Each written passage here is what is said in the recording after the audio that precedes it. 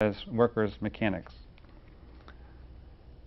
The second phase, 1810s, 1840s, the period of the machine shops, we had now the emergence of work that might be classified as mechanical engineering, but the focus again was on experience and practical knowledge, specifically not on mathematical theory.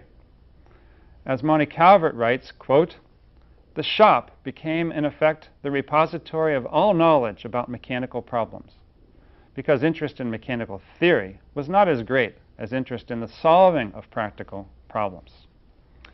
During this period, some people began to add the label mechanical engineer to themselves, especially if they worked with steam engines, and after the 1830s on the railroad.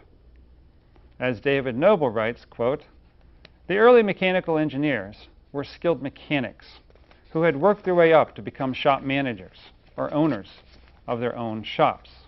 So we did have during this time period work that could be labeled in the way mechanical engineering.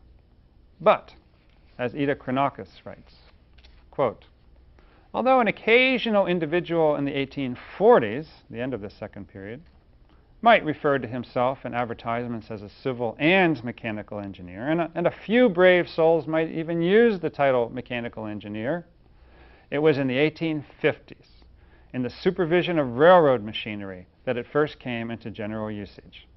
The orientation that drew these men together in seeking title and recognition was the attempt to use science in solving railway problems, and the concern for a systematic and regulated method of dealing with such problems in the future."